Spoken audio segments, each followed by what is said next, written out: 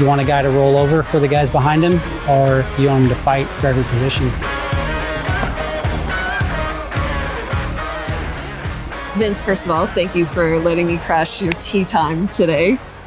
As I was doing a lot of research for our interview, there was probably a preconceived notion of who I was going to be interviewing today. And what it's turned out to be is a lot of surprises. And I feel like riders on the track, it's kind of an expression of who they are, but I'm finding there to be some inconsistencies with that idea. Do you think the public knows who you are? Yeah, I definitely haven't done a great job of putting myself out there. I kind of avoid the social media and the limelight a little bit. And yeah, probably a different person with the helmet on for sure. I'm competitive off the bike, but yeah, I'm not a killer off the bike like I am on the bike for sure. But yeah, a few people that get to know me, I think, see me in a different light. But yeah, I'm pretty mean when I get on the motorcycle. With World Supercross, you are laser focused. Yep. What is driving that for you? I've kind of always just had that focus when it comes to race time. I think at World Supercross, it's been magnified a little bit because I'm racing for wins every weekend. You know, in the American Supercross, I've kind of had that same mindset, and I think caught a lot of riders by surprise, beating riders that are, you know, paid maybe 10x what I am, and beating them consistently and on what people would think is lesser equipment and things like that, even though I believe we have the best motorcycle in the sport. Yeah, I've always had that. It's just kind of been magnified here at World Supercross, which is awesome for me and my team. But like you said, I haven't been in the limelight that much for people to see the, you know, personal side of me. First, they just see me on the bike and things like that. So I'm competitive anywhere I go at pretty much anything I do, but on the motorcycle is the most competitive you're going to see me for sure. You're focusing all your effort on World Supercross. Why is that? I believe in it as a rider. I like the way they take care of the riders. I think the team likes the way they take care of the teams, and yeah, we're gonna put our effort there, and you know, the bosses have let us know that's the main focus. For me, it's been awesome. You know, I make more money at World Supercross than I ever have at American Supercross. So yeah, we're gonna keep focusing on that and try to go get a championship. Yeah, is that what's in it for you? Is that why you're so focused? Yeah, I mean, right now the main focus is weekend to weekend wins, but yeah, that's going to equal being in the title fight at the end. You know, the last 2 seasons we've been right there, coming down to the last race. Yeah, it'd be awesome to get it done. I've obviously dreamed about that, and it's a big goal of mine and the team. Let's talk about that World Championship, right? Like, have you given yourself an opportunity to dream about the announcers saying, here's Vince Friese, world champion? Like, what do you get goosebumps? What does that do to your heart rate? Sure, maybe even right now, yeah. Like I said, that first season coming, you know, on the plane to Australia, knowing I'm just a few points out of the championship, and I have a good realistic shot at it. Yeah, I was thinking about that day and night, you know, trying to get that done, and we came up a little short, but man, we've been close every time. So I think we keep sticking it in there, fighting hard like we do. The team keeps giving me their best. I think we're going to get it done. Yeah. Do you feel like you need to prove yourself? No, not really. I don't feel like I need to prove myself to anybody else. Myself, I do. Yeah, I feel like I'm capable of getting it done, even in the premier class, and haven't been there yet. So yeah, I feel like there's more to prove to myself. I don't care too much about anybody else. I've done it for so long now that I don't think I have much to prove to anybody else. You said you've been really close, but you haven't been quite there. Can you pinpoint to maybe what was missing?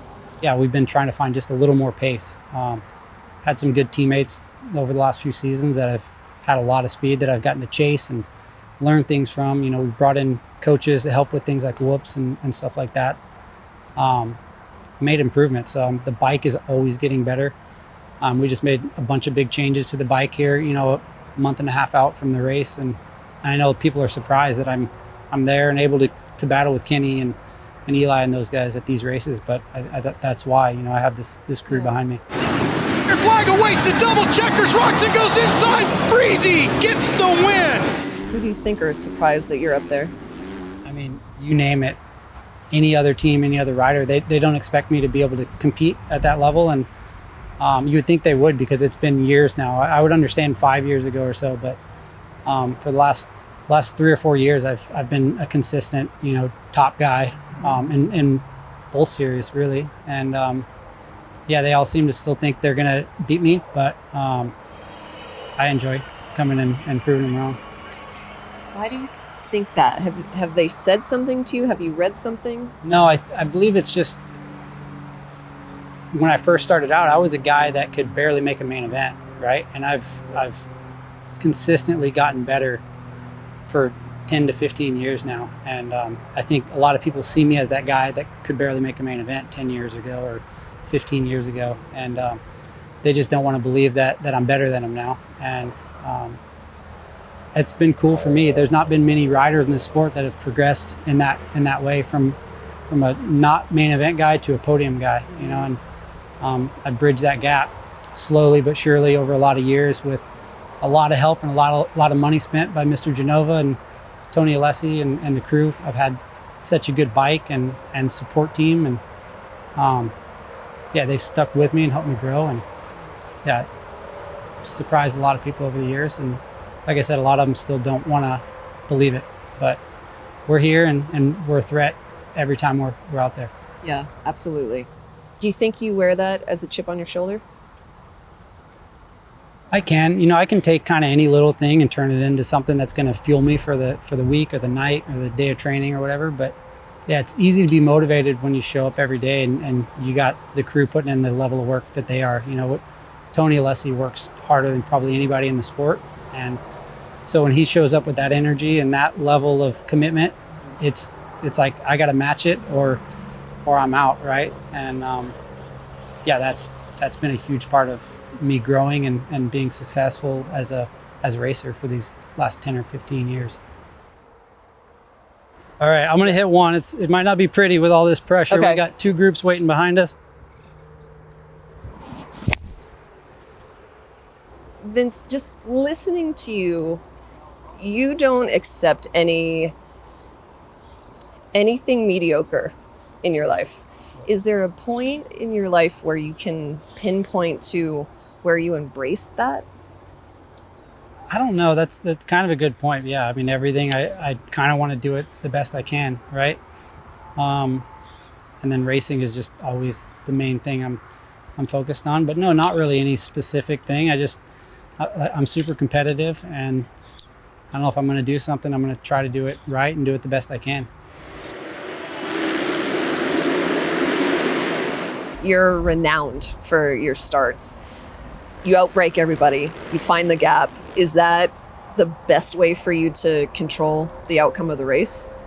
Absolutely. Yeah, I mean, everybody wants to get a good start. I've kind of naturally just been good at it. And then you pair that with Tony Alessi being in my corner for the last 10 plus years.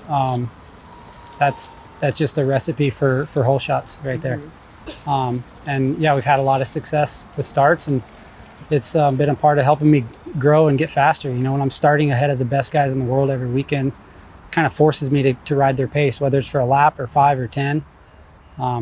It's helped me get some speed for sure. Yeah, just get out there with a wide bike, right? For sure. Do you also hope that it makes the guys afraid to pass you? I don't really think about that. I definitely am aware of the guys around me, and I'm trying to stay in front. Yeah, but if they're afraid or not, that's on them. Something else I learned about you is that you have family roots in Missouri, and that's where you grew up, but you've been in California for quite a while. Is it really difficult being 2,000 miles away from your family? Yeah, for sure. I would prefer to be closer to them. But the team's just been here. You know, the team I've been on forever is out here, and things are just so set up so nice. You know, the gym's right down the road. Mountain bike trails are right there. Multiple test tracks that we've had are all, you know, within a 20-minute drive from me, so to up and leave here would be a challenge. I've thought about doing it and trying to go back and be closer, and still would like to maybe, but man, everything's just so dialed in out here the way it is right now, and I love working with the team to test and develop the bike, and that's kind of a year-round thing. Even summertime when we're off, Tony will call me and say, hey, we got a new part or engine or this or that, and I'll pop right out to whatever track they're at and give it a try, and it'd be hard missing that. I'm gonna maybe go try to hit a putt. play on. Yeah. I'll try that. Okay, let's do that.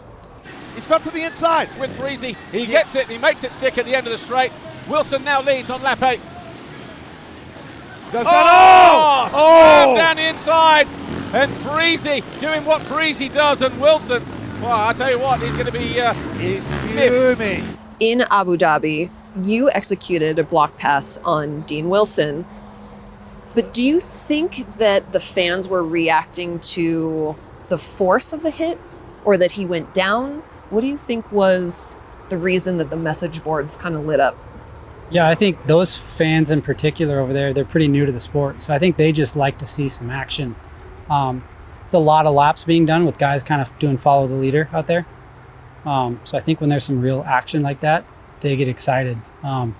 So that race was actually first time we'd ever done an autograph signing after the race. And they were all new fans. And I've never seen a group of fans more excited to see me. Like I'm usually the quiet guy in the corner, just kind of like doing my thing and handing out the posters and okay, let me get out of here.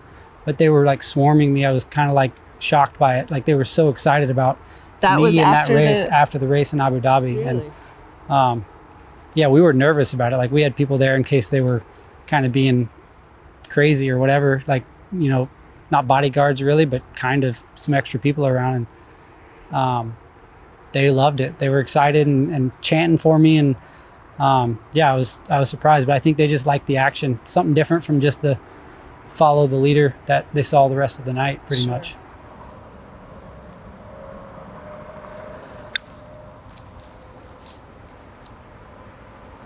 Nice. All right, so I got it 2 feet for par. I feel like you're a really polarizing type of figure in Supercross and motocross. Is that fair to you? Is that reputation fair to you? Yeah, I think that's fair. Good putt. Yeah, I think that's fair. So that, you know, the way I ride, I think is gonna bring that out of the fans and kind of be part of it. Yeah, I don't know what. There's probably a lot of different ways you could see polarizing or say polarizing, but it is what it is, I guess. Got it. Nice. You know, you're also a little bit of a rascal because you put that purple devil emoji under the World Supercross announcement that you were riding for him. Yeah. So what was the thought behind that? Were you trying to antagonize the fans? Were you stirring stuff up? Do you embrace that? Every now and then I gotta kind of give them a little something. I'm not great with the social media stuff. I'm not on there much. There's maybe 80-90% of the time I don't even have the app on my phone. Only, you know, when they have content for me to post or stuff I have to do, I'll get it. And obviously that week they were doing an announcement and stuff, so had it on there and got to kind of give them a little something. So you're not unaware of your reputation? No. I mean, I know it. I don't read too much into it. Like I said, I usually don't even have like a Instagram and all that on my phone, but I'll get it when I need to do it for sponsor stuff or whatever. But yeah, it is what it is. It's that duality, because here I have a soft-spoken, sweet man, and then you just put a helmet on and you're a warrior. Yeah, I mean, I like to think that's what you would want out of a professional athlete that you're paying to go to battle every weekend, right? You want a guy to roll over for the guys behind him, or you want him to fight for every position. And like I said, I've been lucky to have the team I've ridden for behind me for a long time. And I am kind of naturally just that kind of guy when I put a helmet on, competitive, but lucky to have those guys support me in that. and they like the fact that I'm competitive and I race hard. And so yeah, why would I not fight for every position and try my hardest every time I'm on the track? I know the riders, a lot of them don't like it. They like to use me as a crutch or an excuse if they have a bad night. And like I said earlier, they don't think I'm as good as them, and so if I beat them, they like to find an excuse or whatever it is. But yeah, it's definitely earned me a reputation, but that doesn't faze me really at all. Yeah. I just like going and racing dirt bikes. Do you think you could help yourself and make a pass and not take someone down? I mean, I've made plenty of passes and not knocked people down. It's only the ones where there's contact that get the limelight treatment. Okay. Well, I'm so grateful that you spent some time with me today, and I'm going to let you go play. But Awesome. Thank you so much for your time.